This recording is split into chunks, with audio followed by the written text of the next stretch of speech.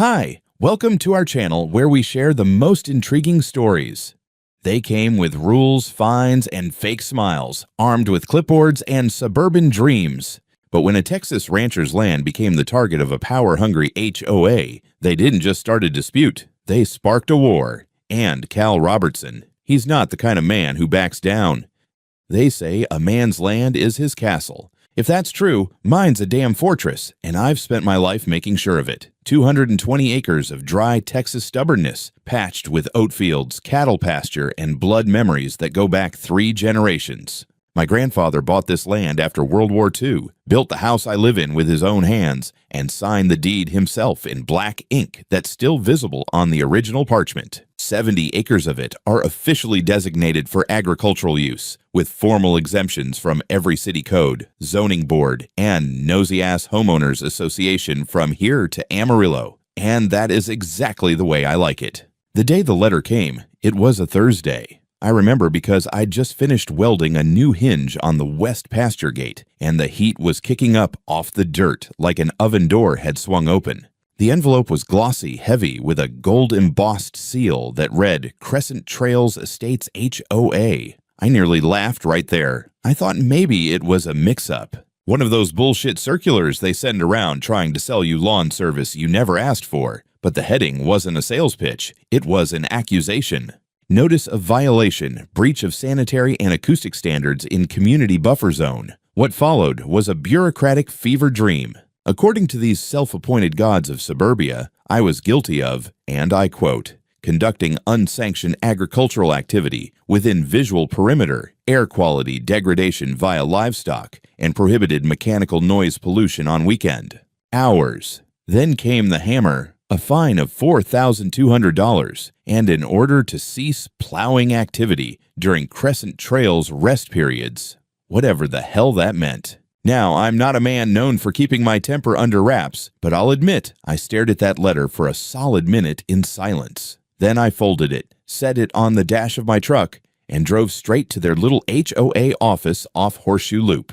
I didn't call first. I didn't knock when I walked in either. The office looked like something out of a real estate showroom. Glass surfaces, fake smiles, and not a single square inch of dust.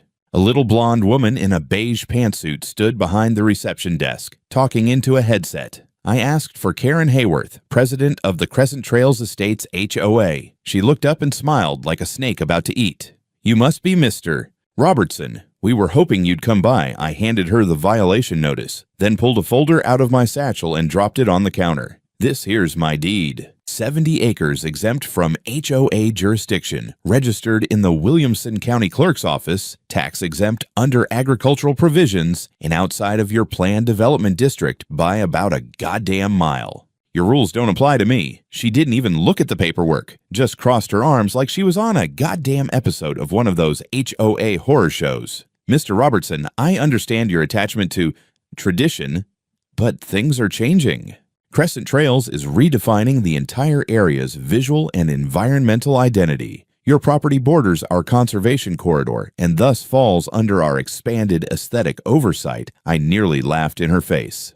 "Ma'am, you can redefine all the pastel stucco boxes you want, but your imaginary lines don't redraw my deed. Your conservation corridor ends at my fence line, the one with the sign that says private ranch, no trespassing." She smiled in that smug HOA makes the rules way and said, "This community is evolving, Mr. Robertson. You can either be part of the vision or remain an obstacle." I leaned in just enough for her to get the full weight of my voice. "You send one more letter to my ranch, one more fine, one more so-called warning. I'll send my attorney with a lawsuit for harassment so thick your grandkids will feel it."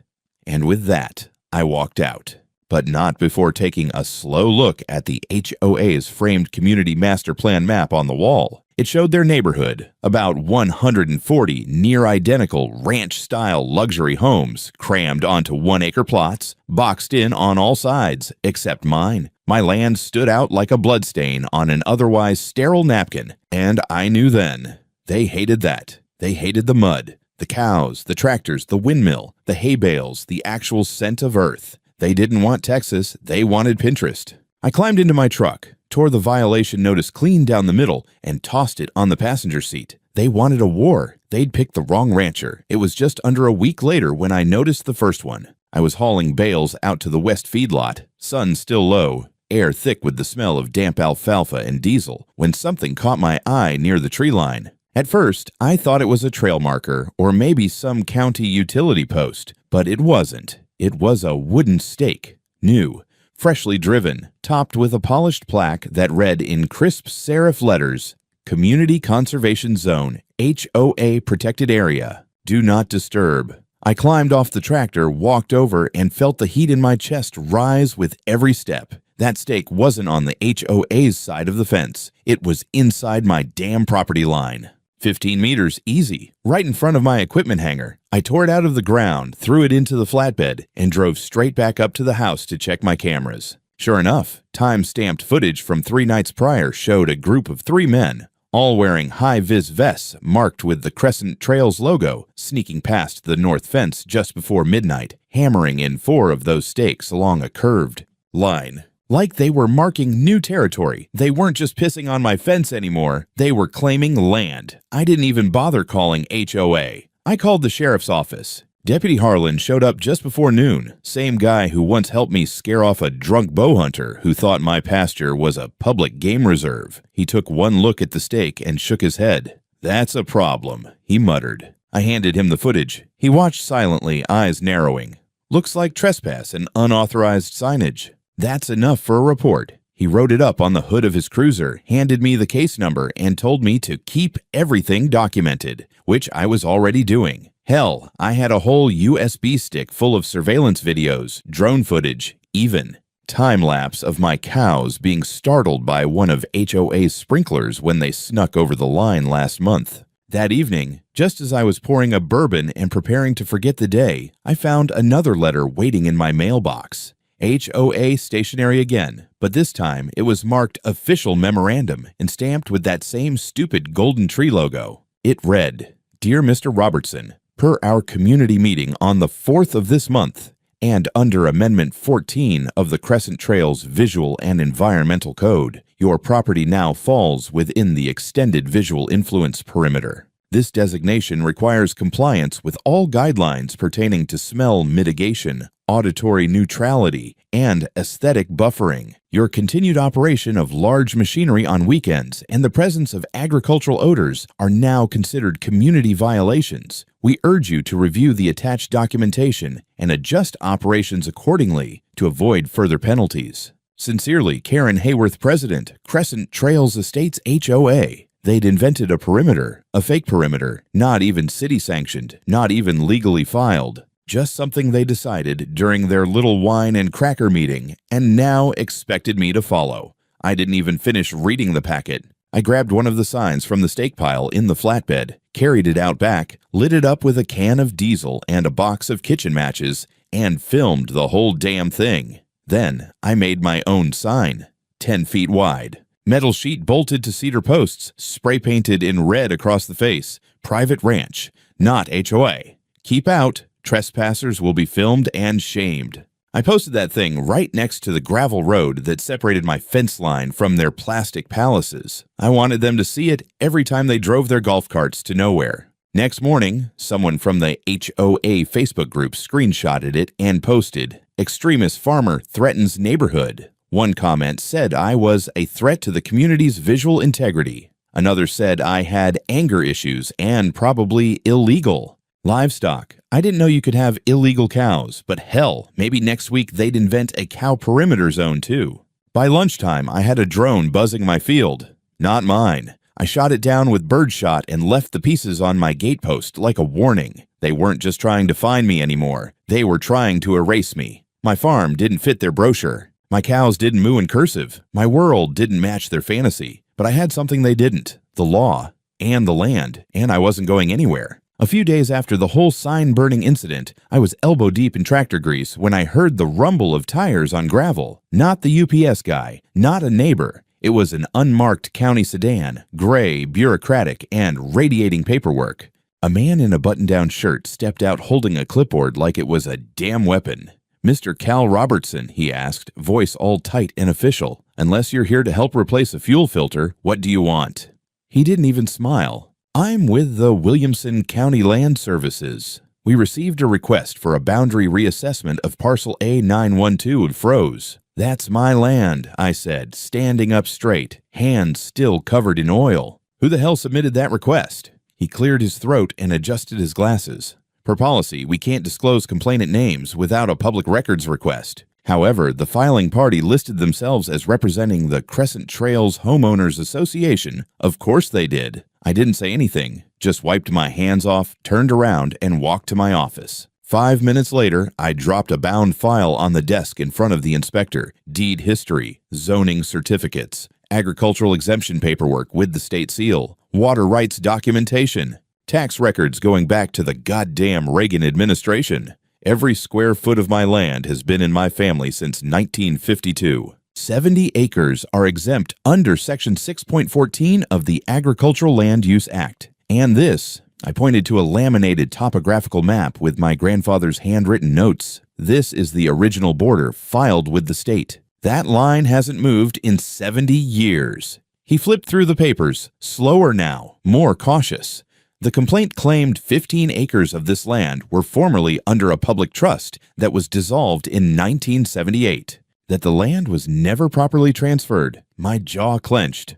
Bullshit. That trust was my grandfather's cattle cooperative, shut down after he bought out the other two ranchers. We had the court order and notarized sale. But apparently HOA had dug through old records and found just enough ambiguity to create a narrative. And that's when it clicked. They weren't just being petty anymore. They were orchestrating a paper war, a full-scale red tape invasion. And I'd been so focused on fences and signs that I didn't see the bullets coming from printers and planning boards. That afternoon, I drove to the Williamson County Records Archive, a half-hour away. It's a fluorescent-lit cave full of old clerks and dustier maps. Took me 3 hours and 3 favors, but I found the original court file, docket number, final dissolution of the Hillwater Ranch Cooperative, full transfer of rights to Calvin J. Robertson, my grandfather, stamped, sealed, archived. Then I drove to the Department of Agriculture Regional Office and got the original AG exemption certificate.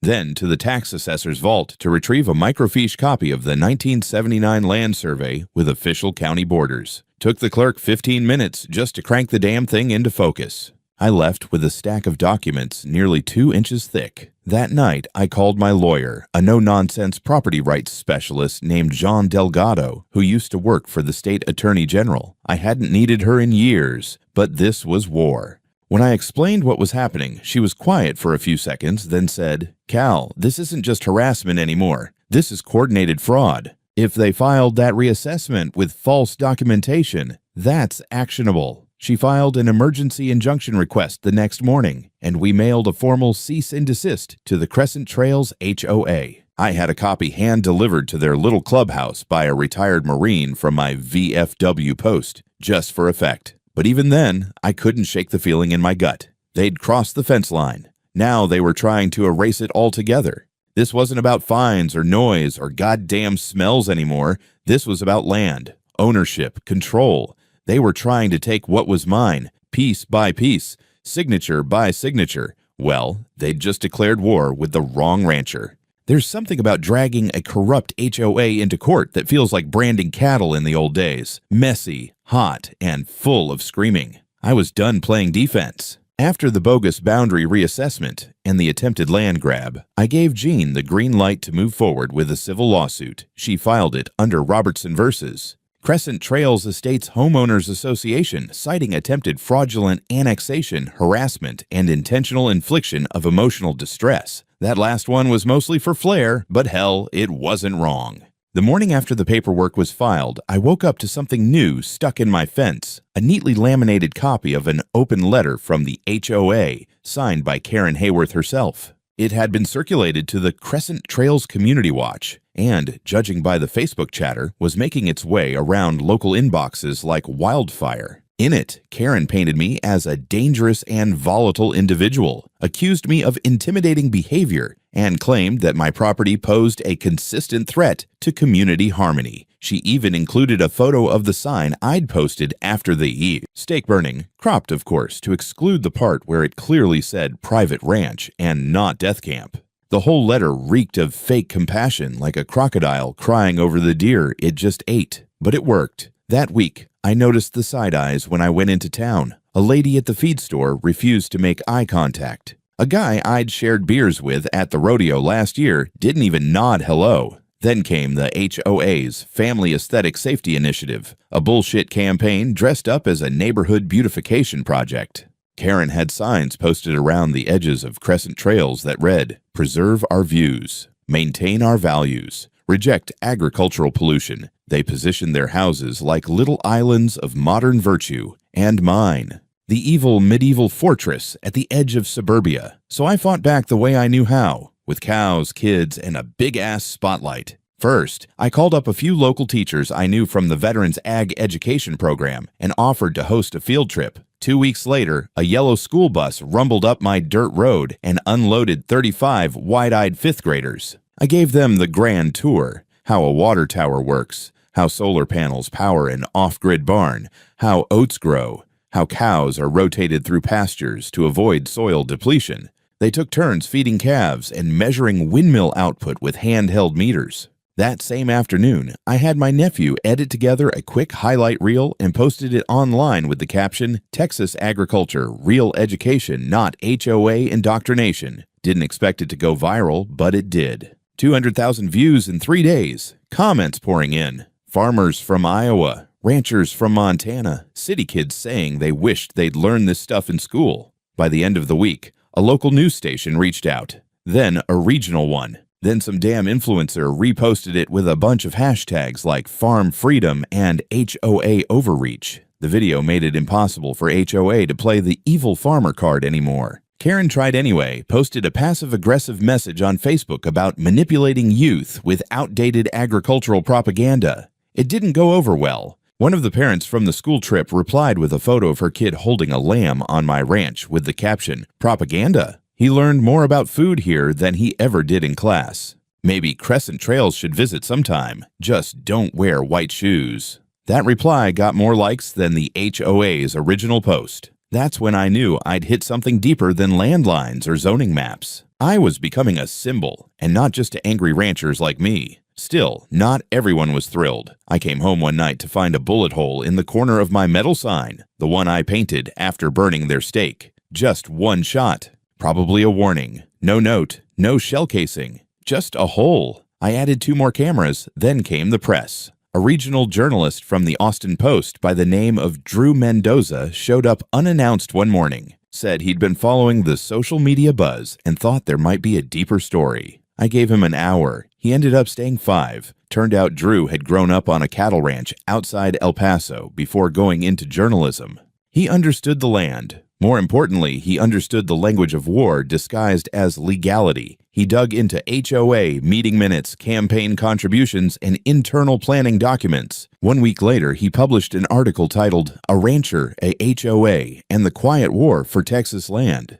The piece was long, investigative, detailed. He interviewed me, some Crescent Trails residents, a land use lawyer, even a retired county planner who flat out said, "These HOAs are starting to behave like governments, but without the accountability." That line stuck. It got quoted on talk radio, picked up by a podcast, even cited in a college paper someone emailed me. And just like that, the ground shifted. Crescent Trails wasn't just a petty HOA anymore. It was becoming a symbol of something darker. A blueprint for control. They had underestimated me, but now the whole damn state was watching. I was loading sacks of seed grain onto the flatbed, oats for the north field, when I saw her, Karen Hayworth, standing on the edge of my property like a crow on a fence post, arms folded, sunglasses reflecting the sun like a damn cyborg. She was well past the no trespassing signs, no clipboard, no HOA goons with her, just standing there, watching. Now I didn't say a word. Didn't even wave. I just kept doing what I was doing. I'd seen deer with more nerve. I hitched the trailer, climbed into the tractor, and started driving it toward the silo to unload the seed into the gravity wagon. It was a slow, wide path, maybe 5 miles an hour tops. Tractor roaring, dust kicking up, sun burning through my hat. Out of the corner of my eye, I noticed her pull out a phone. She held it high, arms stiff like she was saluting the dumbest flag in Texas. Filming. I thought nothing of it. Honestly, I figured it was more Facebook garbage. Farmer threatens the HOA with wheat, or whatever. I was wrong. 3 hours later, while I was out back welding the hay lift, 2 sheriff's cruisers pulled up. Lights off, but 2 deputies stepped out, hands on their belts. One of them I didn't recognize. The other was Deputy Harlan again, and the look on his face was somewhere between irritated and embarrassed. "Mr. Robertson," he said, "we got a report of an attempted assault with a vehicle. Specifically, agricultural equipment." I blinked.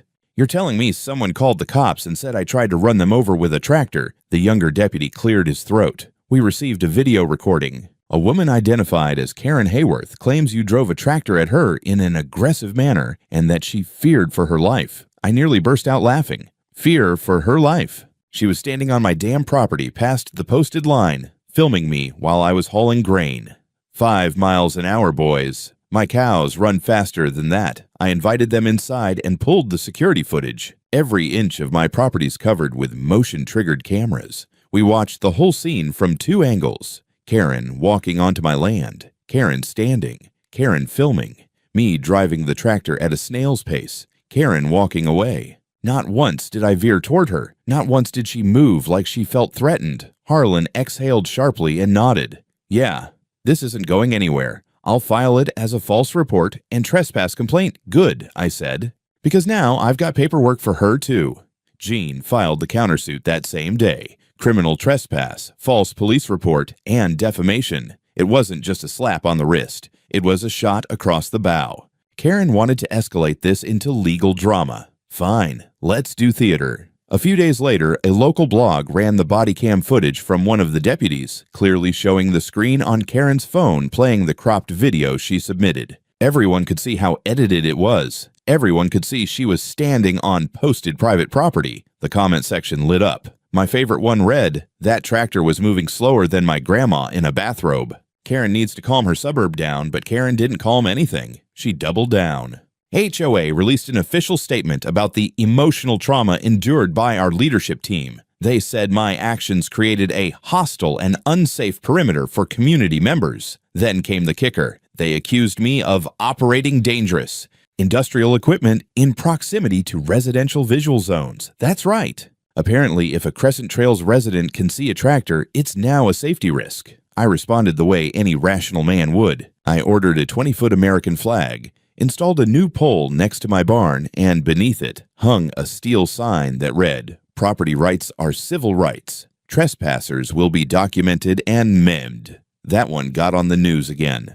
My following doubled overnight. By now, I had cattle ranchers, ex-Marines, libertarian bloggers, a few lawyers, and even a retired judge in my inbox cheering me on. But not everyone was so supportive. I got a package on my porch one night. No return address. Inside was a single sheet of paper with 4 words typed in bold, "You can't win this." No signature, just that. I sat on the porch for a long time that night, dogs at my feet, shotgun leaned against the wall, and the Texas wind pushing against the oak trees like they were trying to whisper something old and angry. They weren't just trying to push me out. They were trying to break me, but they didn't realize yet. My kind doesn't break easy. It started with a knock on the door and a manila envelope. Drew Mendoza again, the journalist from the Austin Post. He looked tired, like he hadn't slept, but there was fire in his eyes. "Cal," he said, "you're not going to believe what I just found." I let him in, poured him coffee, and watched as he pulled out a stack of printed emails. "You remember Green Star Developments?" he asked. The name rang a bell. They built Crescent Trails. But here's the thing. They haven't stopped building. And they haven't stopped pushing. He laid out the papers like playing cards. Internal HOA meeting minutes, Green Star development proposals, email chains, donation records. One message was from Karen Hayworth herself, dated just 3 months before the HOA sent me their first violation letter. In it, she wrote to a Green Star project manager, "If we can redefine the edge of the Crescent Zone to include the open land to the west, it becomes viable for future residential expansion. Robertson's property is the only real obstacle. He's isolated and old school. Push hard enough and he'll sell or slip." I read that line twice. They never wanted peace. They never wanted visual harmony or community standards. They wanted my land. They wanted it paved over, manicured, turned into model homes and fake lakes and mailboxes that all match. Drew had more. He uncovered that HOA funds, monthly dues from residents, were used to hire a private cartographer who redrew the local GIS map to suggest that part of my property fell into an undefined trust zone. That was the same lie Karen used to trigger the county reassessment. It was deliberate, calculated, fraud. Even worse, Drew found that 2 of the county zoning inspectors had received consulting fees from Green Star. Same ones who tried to stall my legal filings last month. Same ones who lost my exemption paperwork for a full week until John raised hell. It wasn't just a HOA war anymore. It was a corporate land grab, dressed up in HOA language and legalese. John was furious. They're orchestrating a conspiracy to defraud a landowner and convert private property without consent, she said. This isn't civil litigation anymore. This is criminal. We filed a formal complaint with the Texas Attorney General's office that afternoon. Drew sent his findings to a federal land rights watchdog group, and within 48 hours, a Department of Agriculture field investigator called me personally to ask for permission to walk the boundaries of my ranch. That night, I sat down at the kitchen table with all the documents spread out like a war map. I was connecting the dots when something else hit me like a kick to the ribs. The internal email from Karen, the one about pushing me out, it referenced a meeting. A private strategy session held at a residence house 2 months prior. The name listed, Tom Gibb. That one stung. Tom had been one of the few neighbors who shook my hand at the feed store, who brought over venison jerky after a cold snap last winter, the kind of guy who talked about freedom and land staying in the hands of the people. And he was in on it. I didn't want to believe it, but I had to know. I called him up, invited him over for a drink. He came wearing that same damn work vest and big Texas smile. We sat on the porch, dogs between us, bourbon in hand. So tell me, Tom, I said slowly, you remember that day I showed you my deed packet? All the old maps, the copies of the 1979 survey. Sure, he said, sipping. Hell of a binder, real thorough, I nodded. Funny thing is, that exact survey, right down to my red markings and notes, ended up in the hands of Karen's lawyer, copied, scanned, reframed to say the trust was never properly dissolved. Someone gave it to them. His smile faded. I saw the guilt in his eyes before he opened his mouth. Look, Cal, I didn't mean for it to go that far. Karen said it was just for reference. Said the HOA just wanted to clarify the line for landscaping reasons. Landscaping? I spat. Tom, they're trying to steal my damn ranch. He looked away. They told me you were planning to subdivide, sell to a private airstrip developer. Said it would tank all our home values. My fists clenched so tight I thought the glass would crack in my hand. You really believe that? I didn't know what to believe, he muttered. They made it sound like you were going to screw the whole community. That was it. I stood up, poured his drink into the grass, and pointed to the road. Get off my land, Tom.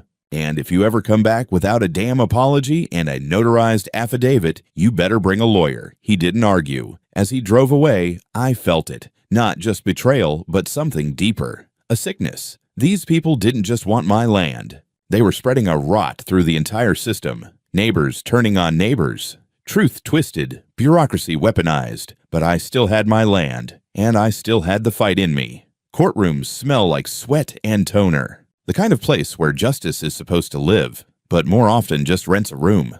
Still, I showed up in clean boots and my best pearl snap shirt. Jane wore her usual black suit, armed with binders and a tone that could turn a judge into stone. This wasn't just a civil hearing anymore. This was the first day of a criminal hearing against the Crescent Trails HOA, and more specifically, its president, Karen Hayworth. It was standing room only. Reporters from Austin, Dallas, even Houston showed up. A few residents from Crescent Trails were there too. Some in support of Karen, some looking like they just realized they'd backed the wrong horse. And me? I sat in the front row, stone-faced, watching Karen pace behind her attorney like a rabid show dog on a short leash. The prosecution went first. They opened with the GIS fraud. Exhibits A through D, copies of the doctored maps submitted by HOA to the county zoning board, clearly altered to show a green corridor overlay that didn't exist. Then came the records from Green Star Developments, payment logs, emails, and minutes from the HOA meetings that showed Karen had coordinated the false expansion of their visual zone to make the property development eligible. Then they dropped the bomb. A subpoenaed email from Karen to one of the Green Star execs, sent from her personal Gmail account, Once Robertson's perimeter is reclassified, Green Star can begin soil testing. I'll get the inspectors handled. HOA will vote to accept the transfer after we bury the trust issue under zoning revision. That last sentence might as well have been a confession. Jean was like a damn surgeon during cross-examination, calm, precise, and lethal. She walked the court through every document, every interaction, every fabricated ordinance. She even called Deputy Harlan to the stand to testify about the fake assault accusation, showing how Karen had submitted a chopped-up video to the sheriff's office, knowingly omitting the full footage. Then came the witnesses. First up, the private cartographer Karen hired, who folded like a lawn chair, admitted under oath that he was paid well above market rate and given specific aesthetic targets to integrate into the HOA boundary renderings. Then, a whistleblower from the Crescent Trails Board, a woman named Melanie. I barely remembered her from the early HOA meetings Drew had dug up. She testified that Karen often bypassed official votes, making executive decisions for the greater good. Melanie had pushed back once. Karen threatened to have her dues tripled through a backdated fine system. She quit the board a month later. But the kicker, the moment everything turned, was when one of the county inspectors Karen paid under the table took the stand. He'd struck a deal with the prosecution in exchange for reduced charges. He admitted not only to stalling my exemption paperwork, but to intentionally misplacing documents from the agricultural office to delay my legal defense. When Jean asked him if he knew the land was legally exempt from HOA oversight, he said, "Yes, ma'am. It was clear from the start. That's why Karen told us to bury it." She said, and I quote, "This rancher won't roll over unless we strangle him with procedure." The courtroom went dead silent. Karen's attorney tried to argue the HOA was just trying to protect community values, but even the judge looked like he'd swallowed battery acid. By the end of the third day, the court issued a blistering preliminary ruling. All Crescent Trails HOA claims against my property were declared invalid and unenforceable. Karen Hayworth was found guilty of document falsification, fraud, conspiracy to commit unlawful land annexation, and obstruction of public administration. She was sentenced to 6 years in state prison, with the possibility of federal charges pending. The HOA was ordered to pay me $610,000 in damages for legal costs, loss of income, emotional distress, and punitive damages.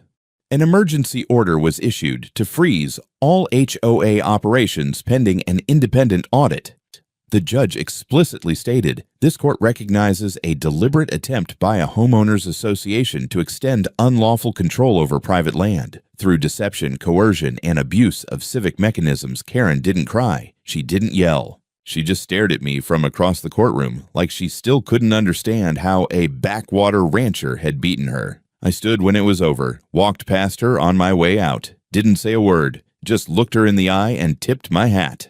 The following week, my inbox filled up with messages from Crescent Trails residents, most of them apologizing, some furious they'd been lied to, a few asking how to leave the HOA entirely. By the end of the month, over 30 families filed formal withdrawal notices with the county, citing loss of trust, financial mismanagement, and fear of legal liability. HOA lawyers tried to stop them, but with the leadership in shambles and the court decision hanging over their heads like a buzzard, the exodus couldn't be stopped. And just like that, the mighty Crescent Trails estates began to unravel, one angry homeowner at a time. The first thing I did after the ruling came down was replace my rusted front gate. Not because I needed a fresh look, but because I wanted it reinforced with steel tall enough to make a statement. Welded across the top in bold black letters, "Private Ranch. No HOA access, by court order," and just beneath it, a second sign, simple white metal, red font. Trespassers will be documented and politely escorted out. Repeat offenders will meet the bulls. It wasn't about spite, it was about peace. Real peace, not the artificial, chemically fertilized version the HOA kept trying to sell. I hadn't seen a Crescent Trails vehicle use the old back road in weeks. Probably because I'd had the county permanently delist it from community use. That shortcut to the lake they used to rely on, now blocked by a 20-foot gate, monitored by solar-powered cameras, and marked on GPS as private no access. A few of them tried to argue it with the county, claimed it was public easement, but the court order spoke louder. No HOA jurisdiction, no buffer zone, and no more pretending their paper empire reached past my fence line. I didn't gloat, not publicly. But every time I saw that gate close behind me, I felt something shift inside my chest. Like something heavy I'd carried for months had finally fallen off. Then the letter came, from the Texas Department of Agriculture. Official state seal, certified delivery. They thanked me for exposing coordinated zoning manipulation and fraudulent land acquisition attempts and said my case had become part of a legislative committee's hearing on rural property rights. And, as recognition for the stress and visibility I'd brought to the issue, they were awarding me a grant of $180,000 to expand sustainable farming practices on heritage land. I used the funds wisely, upgraded my solar array, reinforced the water tower, built a greenhouse that could grow year-round, installed new irrigation so the oats wouldn't dry out during drought season. But I didn't stop there. That spring, I opened the gates, not to the HOA, but to the people who never had a voice in places like Crescent Trails. I invited local ranchers, homeschool groups, ag students, and curious city folks out for what I called the Liberty Field Market. No admission fee, no sponsor banners, just fresh produce, honest food, handmade tools, cattle displays, and a few musicians playing real songs about real things. One rule on the flyers: no HOA members admitted without written apology and a copy of their exit notice. Some thought I was joking. I wasn't. It wasn't about vengeance. It was about drawing a line, about reminding people that land matters, that truth matters, that no board meeting, no spreadsheet, and no petty tyrant with a clipboard should be able to erase a family's legacy. One woman from Crescent Trails showed up with her kids. She handed me an envelope. Inside was her resignation from the HOA, notarized and signed. Said she was sick of living in fear of her own mailbox. I shook her hand and told her she was welcome anytime. Funny thing is, the people who came weren't just country folks. There were teachers, engineers, young couples who wanted chickens instead of cul-de-sacs. Turns out, a lot of people are tired of being managed. Turns out, freedom still has a market. Karen's gone now, serving her sentence in a state facility last I heard. Crescent Trails still exists, technically, but they haven't elected a new president. They can't find anyone who wants the job.